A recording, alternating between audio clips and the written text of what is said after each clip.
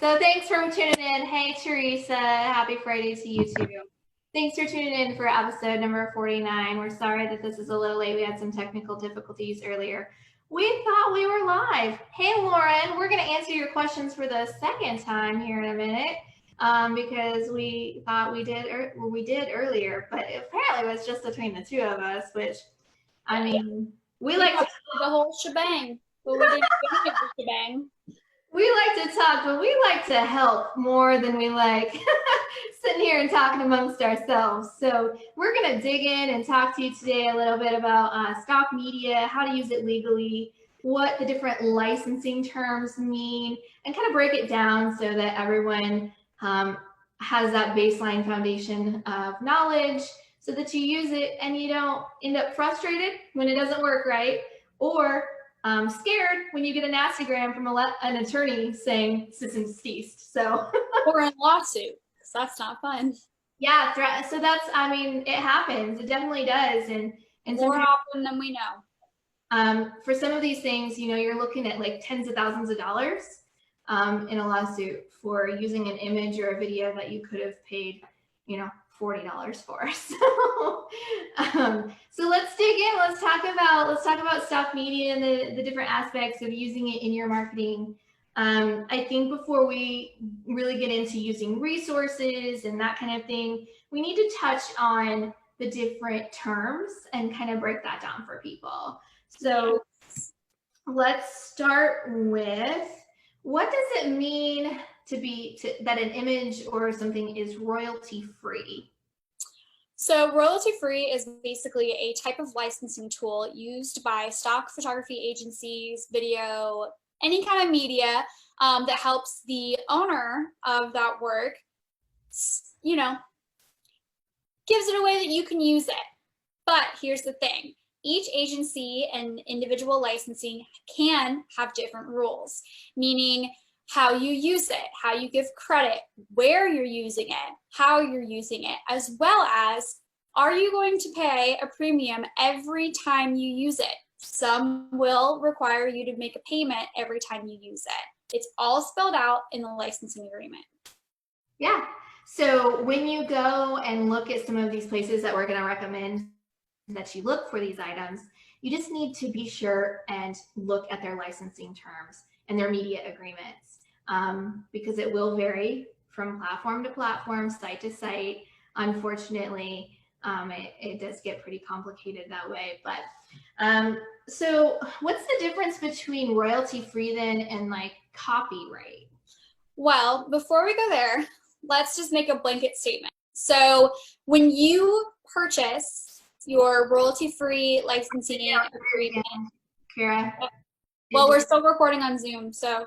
Oh, yep, okay. So we'll be able to just download it and post it. All right. All right, but anyway, so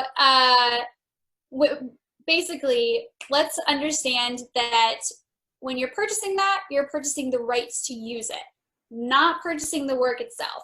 It's still owned and the rights are still belong to whoever created it, which brings us into copywriting, which is that agreement, that the owning of the rights to the image, so that the photographer, the videographer, whatever kind of content media who has created the media is the owner and holds the copyright, the official ownership, all the intellectual rights, etc. But it allows the owner to sell their work and generate more work, but also while helping them in life and continue to do the thing they love by making an income, but also as a professional, but without getting anyone stealing or reposting as their own. We could get into hours of us personally being on the creation side of how we feel when people post our work and copy and steal. You know, we put so much time and soul and creative and thought, and we buy all this expensive equipment, and we spend what you think probably is what you're just snapping a picture. We've spent probably 24 hours. We've spent years of studying and learning how to take that picture, how to use the editing tools. So just keep that in mind. There are reasons for paying for the royalty fees. We know it can be frustrating. It can be expensive. It can be annoying.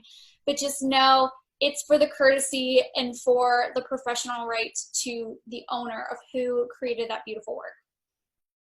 Yeah. So then let's talk about what's next.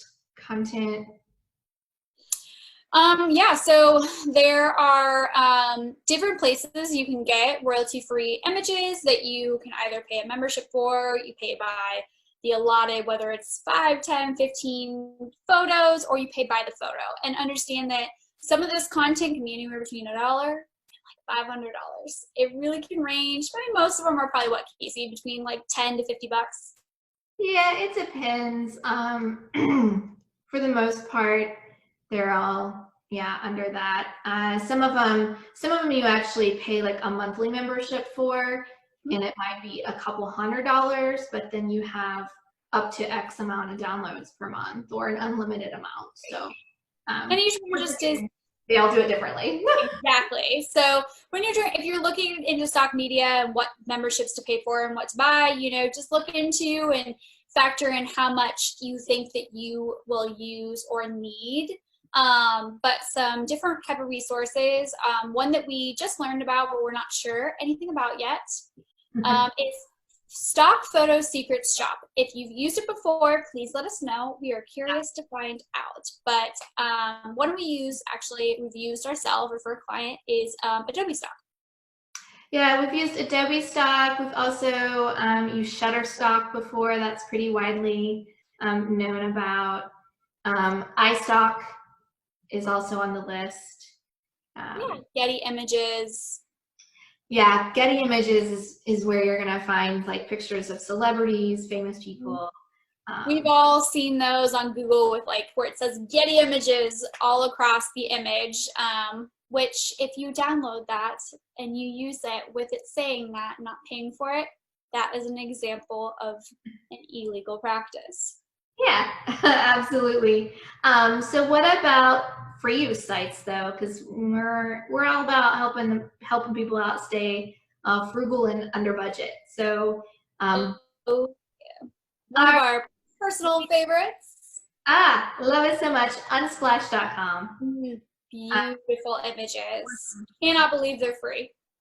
Yeah, they have a really high standard for their photos. They're very artistic. They're very professional, and they're unique, and they're always adding tons of new. Yes, and the quality is incredible. I mean, zoom for days and it's like it just doesn't get pixelated. So they're great quality. Yeah, they really are. Another one that we've used in the past and use every so often is Pixabay. That's a pretty popular one. Quality is not as great. You're gonna find a lot of images in graphics and illustrations on there that are kind of amateurish. Not to be a snob about it, but you want things that look nice, right? And then there are a couple others. Pixels, however which way you say it, and then our time and true one we love, Canva. Use your Canva, even if it's the free membership. You still have access to a ton of stock photos and illustrations. The videos are for pro members only, so there is that caveat with that. But you're covered under that Canva free media agreement. You're covered wherever you use that. It doesn't matter how many times, where, what format. You're good. Right. And, you know, people are like, well, how? Well, it's the people who pay for the pro memberships. And it's, the legal documents and the, things that they've come up with to partner with all of those. But we cannot stress it enough. If you have the resources to pay for pro, we highly recommend it. It goes so far. It's so helpful. $13 a month. And, there's like, 8 million images alone that you have access to. So it's they have so many templates, so you're not out here just like creating things from scratch if you don't want to or you don't know how to. So yeah, highly recommend that one. But what about music? Music can be a very tricky one. There's a few different type of resources and things that you can do. And the biggest thing that we get asked is, if I buy a song off of iTunes, if I download it off of Spotify, why can't I just use that? I paid for it.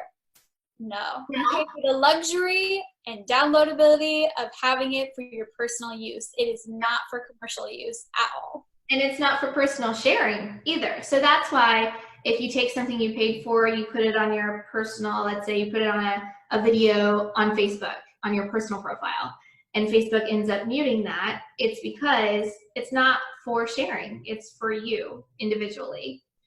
So that's how it's seen legally. Right, but there's different tools and things you can use. One of them is SoundCloud. I don't know if very many people know about that, but SoundCloud was created for musicians to put up their work, get comments, and allow people to use, and probably in hopes that they make it really big. But a great thing about SoundCloud is everything is spelled out right on that page. So if you click on a song, you scroll down not very far, you see that licensing agreement, and it's spelled out very clearly of, you know, this is where what you have to do in order to use my song. This is how you give me credit. This is where they even tell you like where to put things. Very helpful. You can even on SoundCloud, if you're looking for a song, you don't want to just go through there and then pick on the licensing. They have a section for free licensing to use in your videos, which is pretty helpful. Yeah, that is really helpful. Another helpful tool is Facebook's Creator Studio publishing platform. They actually have a sound library or a sound collection there that you can go and search by genre, by song length.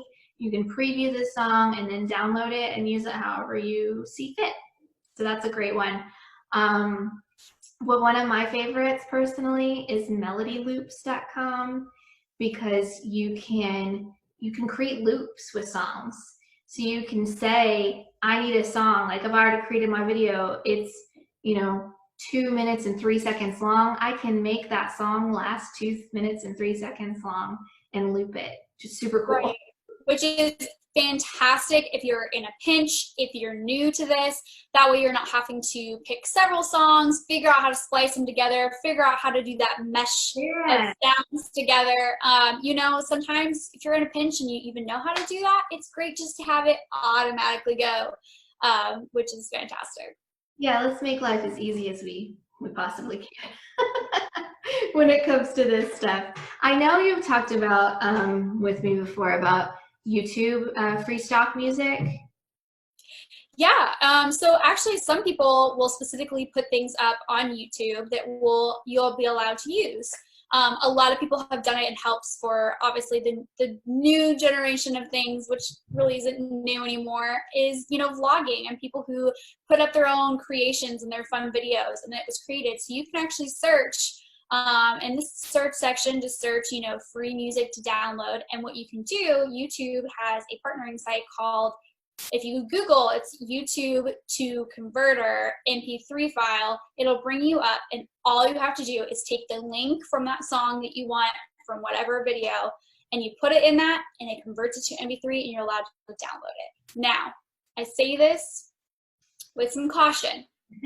This was around even before all of these sites where you could have memberships and download, and before SoundCloud became even bigger. Caution, just make sure you're reading all the descriptions on the YouTube page. Make sure you're cautious. I truly haven't had a lot of issues when I've used it in the past, but some people do. Just be careful. There are some different things, but it's a great tool. If you can't find anything in that 7,000 or whatever thing on Facebook Creator Studio, or you don't have access to Facebook Creator Studio, it's a great option if you're looking for something specific and you can't find it. But another thing is a lot of apps actually these days that are for, video techniques like Splice or Firefox, any of those kind of things. You can pay some of them have options where you can pay one time just for that video, and sometimes they're membership. But the app ones sometimes are really inexpensive memberships. I'm talking like $1.99, and then I know Splice specifically, you have like up to 125 different options in different categories of music. They have Christmas, they have summertime, happy, calm, relaxing, cinematic. And you know, they're a great option to add into the mix.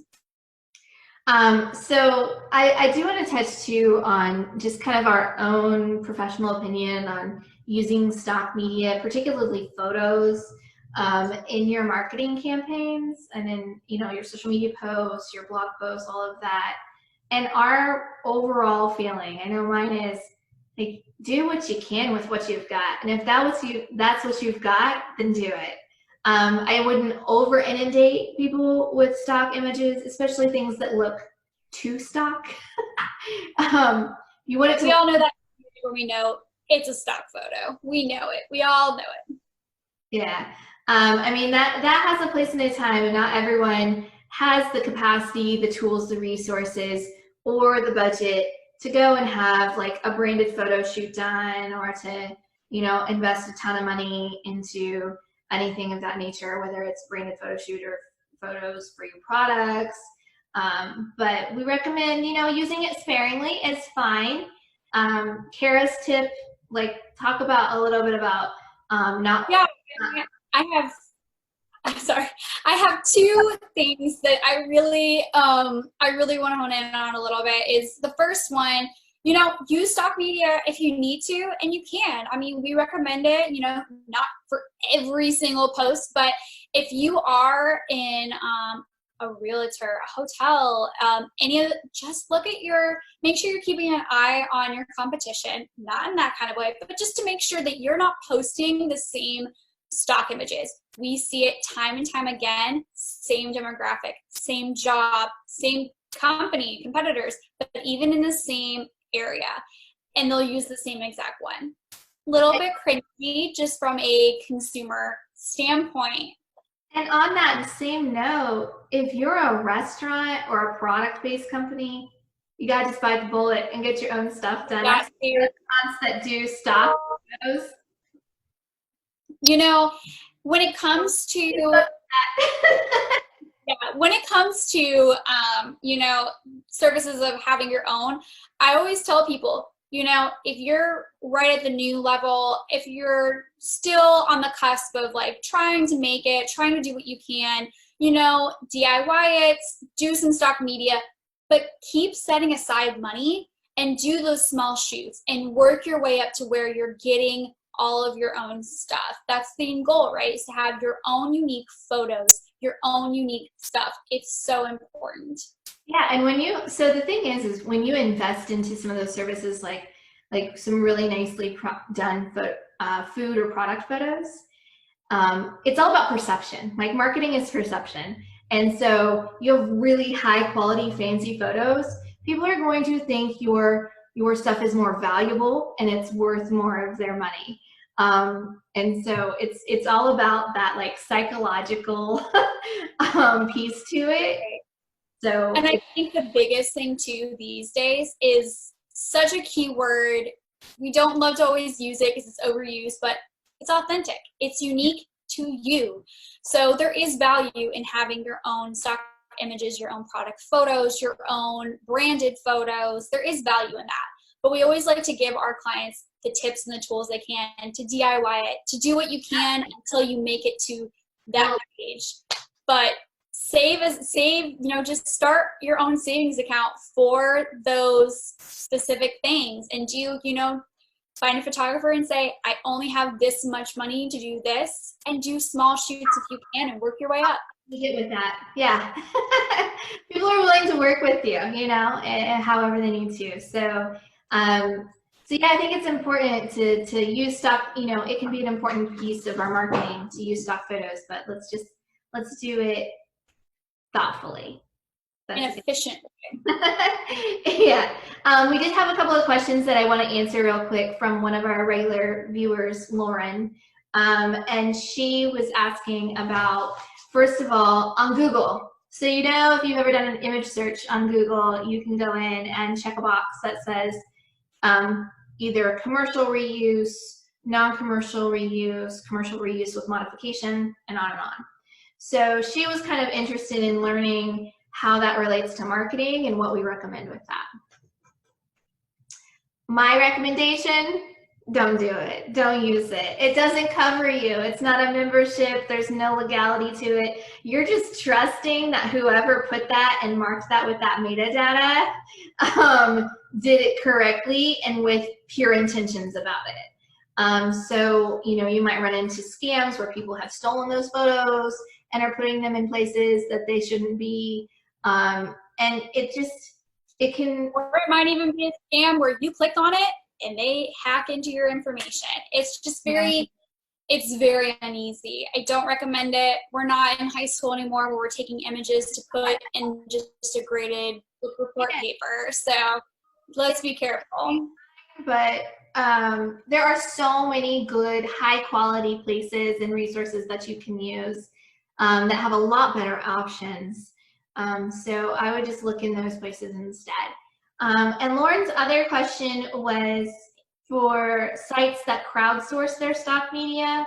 If it doesn't have a license filter and doesn't say how the image can be used, what's the best practice for getting that info or using it in your marketing? So a lot of those sites, if it doesn't say, then you're going to need to go look at whatever the terms of agreement were that when you signed up to use that site, or you can just Google the name of that site with the words media. Royalty-free, copywriting, media rights, anything like that. I mean, you should also be able to find it somewhere in the company's rules and regulations, legal documents, privacy laws, about page. And you know what? If you truly can't find it or you don't want to take the time to search for it, that's what their HR, what their helpline for. Yep. Customer service is always a good place to go in those places. But yeah, I mean, just use the resources we listed. If you know of any more, drop those in the comments. If you want to know of more, if you have more of a specific niche or something like that we can help you out with, we're happy to answer those questions in the comments below. This was a hot topic for us with clients and workshop attendees all the time. So I'm excited that we finally talked about this topic. And I hope it was helpful to everyone watching. Sorry about all the technical issues. If you made it this far, congratulations, you get a gold star. Hopefully next week we won't have internet issues that hinder our live stream, but we'll be back next Friday, next Fri YAY, and with a fun information-packed session again. So have a lovely weekend. Happy Memorial Day weekend. Yeah, have a good holiday weekend, and take some time to remember those who have fallen, and we'll see you next week.